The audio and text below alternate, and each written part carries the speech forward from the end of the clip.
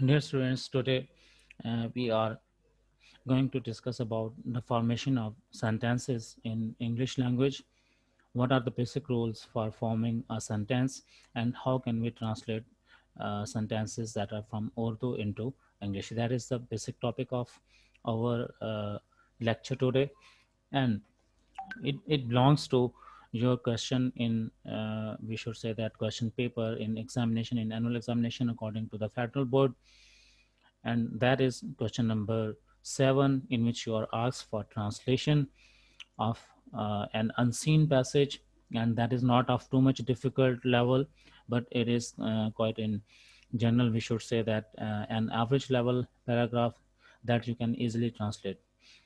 I'll suggest you that you should translate the paragraph because it can render you full marks quite easily. But when you are writing paragraph that is in alternate, that is in choice, you can write a paragraph on some given topic, or you may translate the given passage, a little passage that is very small passage, unseen passage. If you understand the things, if you understand words, how you are going to form sentences, and how are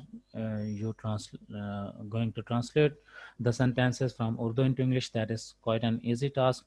For that purpose, the very first thing is that you should understand all the tenses, and you should have some little bit good vocabulary for translation of that paragraph, but that is quite an easy task. So today we are going to discuss these things with the heading of formation of sentences and translation. That is our topic today. We can define, we can say that uh, sentences can be divided into two types of main two types of sentences.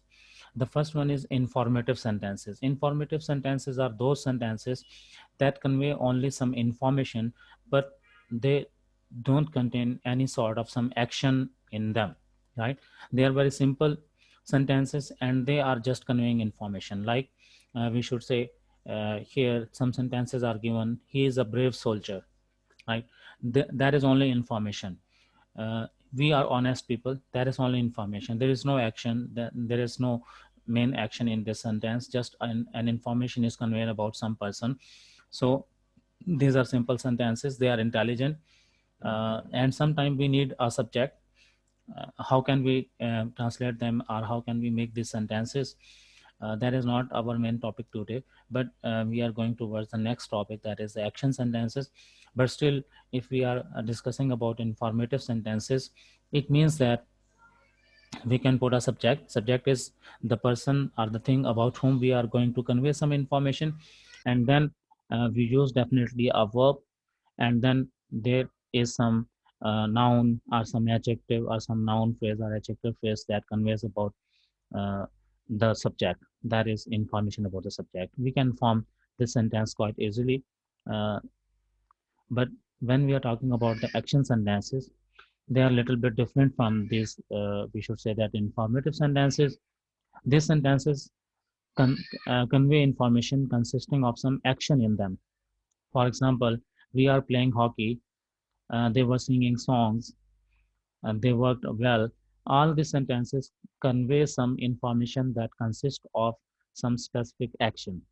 So when we are talking about the action sentences, it means that we are going towards the formation of tenses.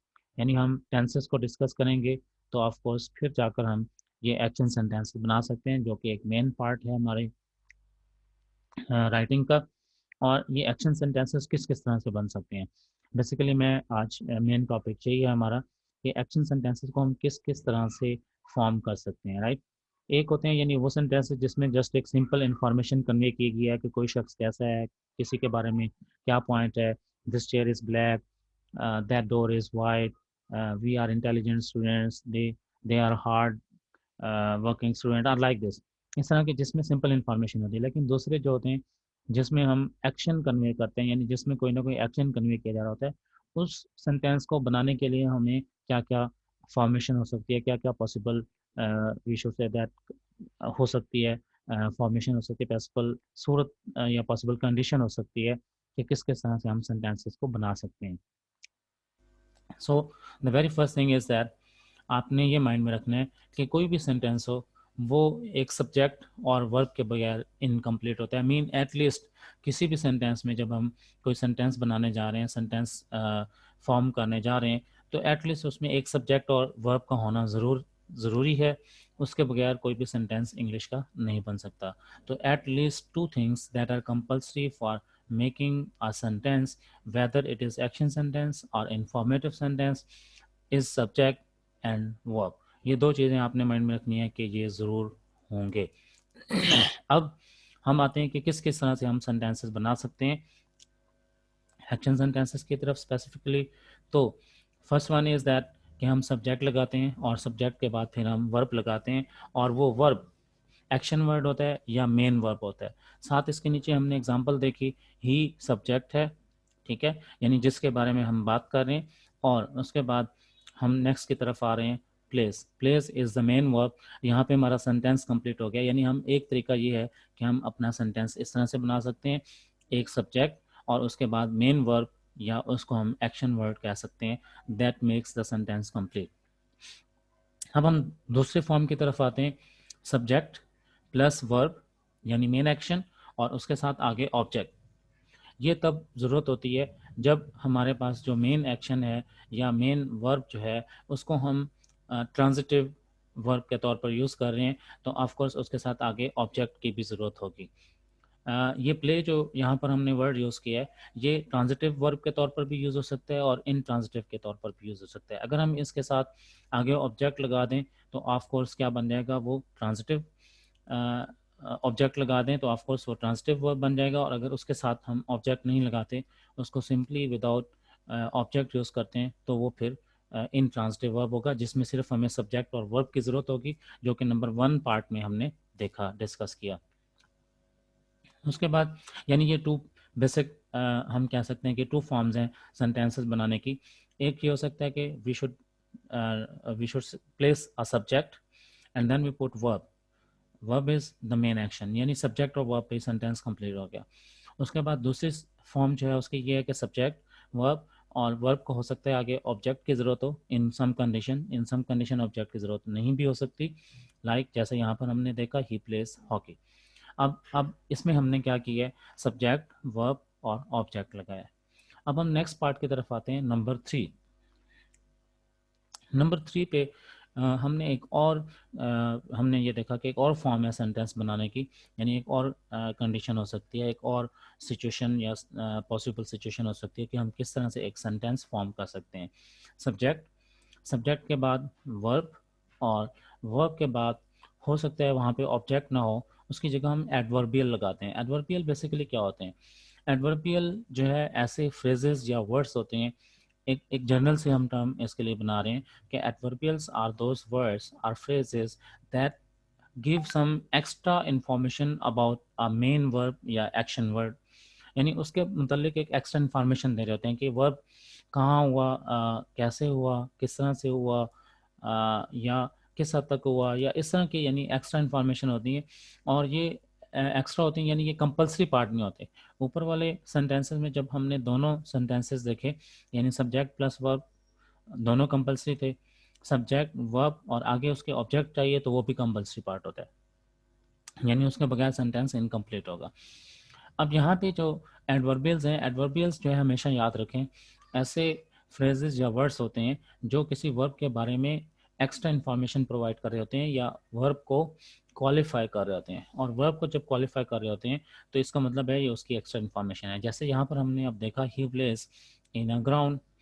अब ही place क्योंकि इन transitive verb के तौर पर भी use हो सकता है, इसलिए हमने इसको ऑब्जेक्ट के बगैर यूज़ कर लिया, ठीक है। तो यहाँ पे हम कहते हैं ही प्लेस इन अ ग्राउंड। अगर हम इन अ ग्राउंड को, तो इसकी मेन निशानी या मेन आइडेंटिफिकेशन ये होती है कि एडवर्बियल्स जो होते हैं एक्स्ट्रा पार्ट होते हैं या एक्स्ट्रा क्वालिफिकेशन एक तरह से होती है, उनको अगर हम वहाँ से सेंटेंस में से स्किप भी कर दें तो इवन देन भी मीनिंग कन्वे हो रहा होता है, क्योंकि ये एक्स्ट्रा पार्ट है, वर्ब के बारे में क्वालिफाई कर रहे होते हैं, वर्ब के बारे में बता रहे होते हैं, जो कि एक्स्ट्रा इन्फॉर्मेशन होती है। ऑफकोर्स अगर हम यहाँ पे ही प्लेस के बाद एडवर्बियल लगा दें तो एक्स्ट्रा इन्फॉर्मेशन है, नहीं लगाएंगे तो इवन तब भी सेंटेंस हमारा कंप्लीट हो रहा है। अब हम एक और सूरत की तरफ आते हैं, एक और कंडीशन की तरफ आते हैं, यानी सेंटेंस एक और तरह से भी बन सकता है। पॉसिबल सिचुएशंस कौन कौन सी हैं, बेसिकली हम ये डिस्कस कर रहे हैं कि सेंटेंस बनाने के लिए कौन कौन सी पॉसिबल सिचुएशंस हैं। सब्जेक्ट यानी जिसके बारे में हम बात कर रहे हैं, नंबर 4 की तरफ आ रहे हैं। हेल्पिंग वर्ब यानी बाद सेंटेंसेस में ऐसा होता है कि हमें हेल्पिंग वर्ब की ज़रूरत होती है। पहले पहले वाले सेंटेंस में या फर्स्ट सेंटेंस में you look at the first sentence that it didn't need any sort of helping verb, it needed just subject plus main action verb, और we should say that main verb. लेकिन यहाँ पर अब fourth part में जब हम आ रहे हैं, यहाँ पर फोर्थ पार्ट को देख रहे हैं, we also need a helping verb, यानी that depends on the situation, यानी हम किस तरह का सेंटेंस बना रहे हैं उस पर डिपेंड करता है। ही वॉज प्लेइंग, अब यहाँ पे यानी फर्स्ट पार्ट में क्या था, सब्जेक्ट और मेन वर्ब था, उसमें किसी हेल्पिंग वर्ब की जरूरत नहीं थी। अब ये हेल्पिंग वर्ब क्या होते हैं, हेल्पिंग वर्ब ऐसे वर्ब होते हैं जो मेन वर्ब को सब्जेक्ट के साथ कनेक्ट करते हैं, यानी उसको सब्जेक्ट के साथ कनेक्ट करके उनका रिलेशन आपस में इस्टेब्लिश कर रहे होते हैं, यानी उनको आपस में कनेक्ट कर रहे होते हैं। तो ऐसे वर्ड्स को हम हेल्पिंग वर्ब कहते हैं। वाज, तो हेल्पिंग वर्ब कौन कौन से होते हैं ये भी एक सेपरेट हम इसको भी डिस्कस करेंगे। बट ये कि सब्जेक्ट के बाद हेल्पिंग वर्ब भी समटाइम ज़रूरत हो सकती है, उसकी भी ज़रूरत होती है, और फिर उसके बाद वर्ब या मेन एक्शन हमने यहाँ पर लगाया, ही वॉज प्लेइंग, यानी एक सिचुएशन या एक कंडीशन सेंटेंस बनाने की ये हुई। अब इसी को हम आगे फर्दर एक्सटेंड करते हैं, यानी इस सिचुएशन में ये भी हो सकता है कि सब्जेक्ट हो सबसे पहले, फिर हेल्पिंग वर्ब आए, फिर हेल्पिंग वर्ब के बाद मेन वर्ब, और मेन वर्ब के बाद फिर ऑब्जेक्ट भी आ सकता है, जैसे ही वॉज प्लेइंग हॉकी। अब इस सेंटेंस में हमारे पास ही सब्जेक्ट है, वाज हेल्पिंग वर्ब है, प्लेइंग मेन एक्शन वर्ड या मेन एक्शन वर्ब इसको हम कहेंगे, और उसके बाद फिर आगे ऑब्जेक्ट भी हमने लगाया, हॉकी इसमें ऑब्जेक्ट है। तो हमारे पास फिफ्थ फॉर्म जो सेंटेंस बनाने की कंडीशन है या सिचुएशन है वो इस तरह से पॉसिबल फॉर्म हो सकती है। अब हम सिक्स की तरफ आते हैं। सिक्स में हम क्या कर रहे हैं, subject plus helping verb plus verb यानी मेन वर्ब, और उसके बाद प्लस एडवर्बियल, यानी अब इसमें भी हम एडवर्बियल ऐड कर सकते हैं। ही वॉज प्लेइंग यस्टरडे, अब यस्टरडे वंस अगेन एडवर्बियल है, यहाँ पे एक सिंगल वर्ड है, इसको हम एडवर्ब भी कह सकते हैं।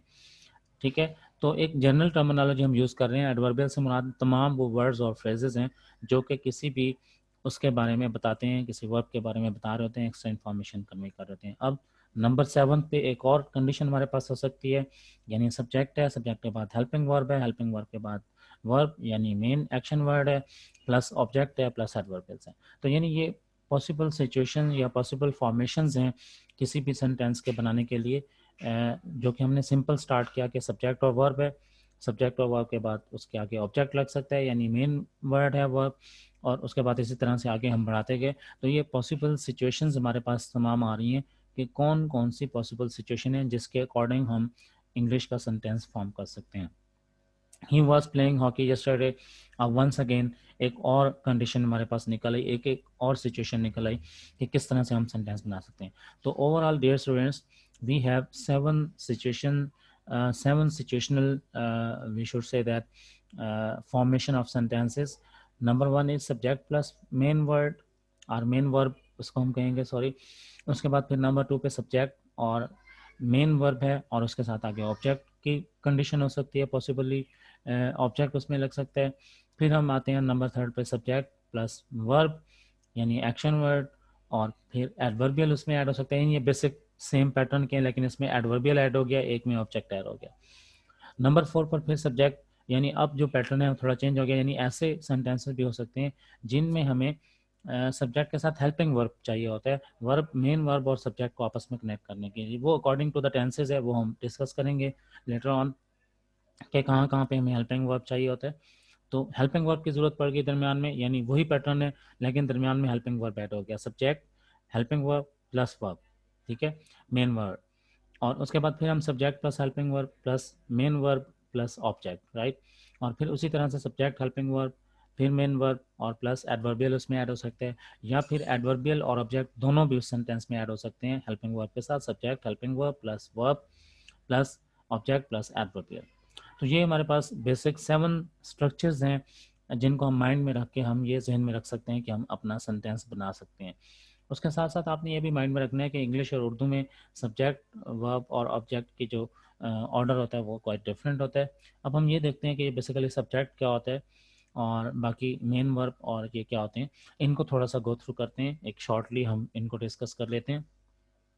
जैसे सब्जेक्ट है, तो सब्जेक्ट के बारे में आमतौर पर स्टूडेंट्स ये सपोज करते हैं कि सब्जेक्ट वो होता है जो काम करने वाला होता है, राइट। लेकिन ऐसा नहीं है। जब हम इंफॉर्मेटिव सेंटेंसेस की बात करते हैं तो उसमें सब्जेक्ट से मुराद ये होता है एक जनरल टर्मिनोलॉजी, या एक जनरली हम सब्जेक्ट को जो कंसिडर करते हैं वो यही कि subject is the word, is the noun, is the thing about हुम सम इंफॉर्मेशन इज कन्वेड। अब वो जो इन्फॉर्मेशन कन्वे की गई है दैट में consist of some action, that में consist of simple information without any action. दोनों सूरतें हो सकती हैं। तो सब्जेक्ट हमें कहते हैं about whom we talk, about whom some information is conveyed. जब हम एक्शन सेंटेंसेस की बात करते हैं तो ऑफ कोर्स उसमें सब्जेक्ट वो होगा जिस जो एक एक्शन परफॉर्म करने जा रहा है, जो एक कोई काम करने जा रहा है। लेकिन उसमें भी हम इन जनरल टर्म्स ये कह सकते हैं कि सब्जेक्ट वो है जिसके बारे में कोई इंफॉर्मेशन कन्वे की जा रही है।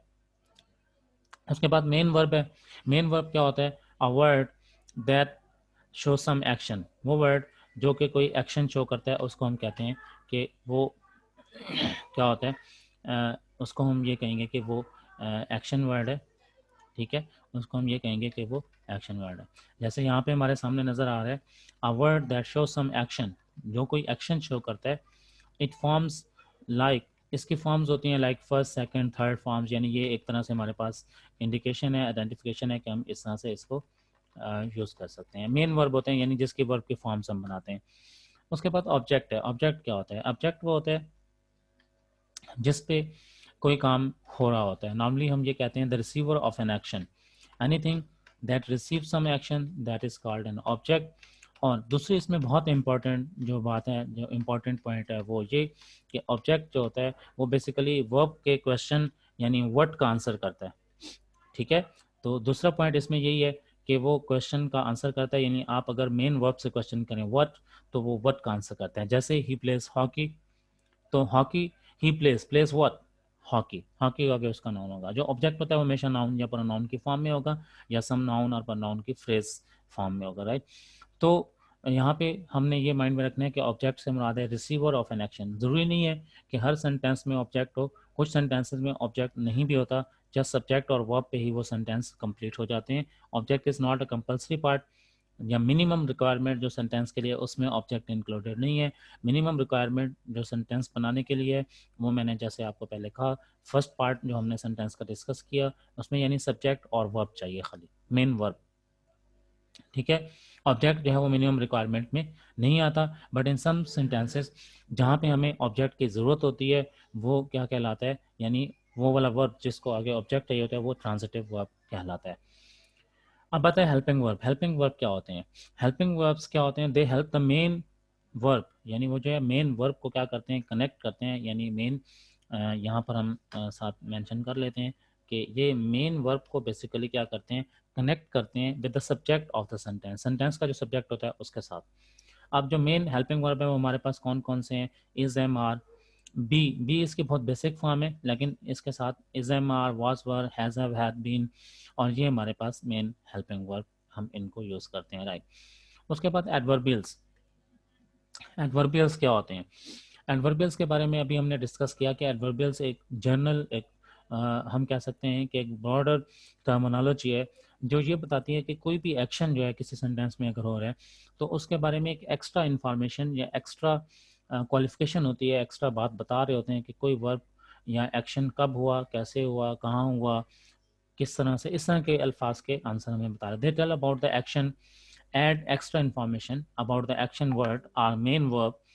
They answer the main verb of when, where, how much, how far, why, how many times, etc. इस तरह के क्वेश्चंस जो होते हैं यानी उसके बारे में मेन इनकी आइडेंटिफिकेशन यही होगी एडवर्बियल्स की, यानी ये वर्ड भी हो सकते हैं, फ्रेजेस भी हो सकते हैं।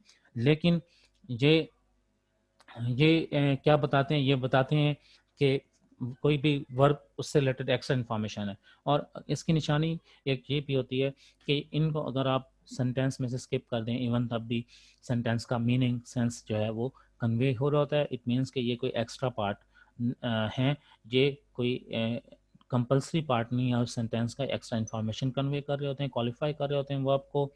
सम टाइम एडजेक्टिव को भी क्वालिफाई कर सकते हैं, बट मेनली वर्ब को ही क्वालिफाई कर जाते हैं, राइट। तो इनकी निशानी यही है कि ये अगर निकाल भी दें तो तब भी उसमें से स्किप हो सकते हैं, यानी इसमें से निकाल कर भी सेंटेंस का मीनिंग कन्वे किया जा सकता है।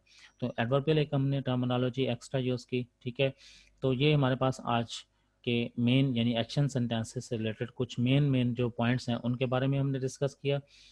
इसके बाद फिर हम नेक्स्ट जो पार्ट है उसमें हम डिस्कस करेंगे अबाउट द टेंसेस, यानी हम बेसिक फिर हम टेंसेस से स्टार्ट करेंगे नेक्स्ट लेक्चर में।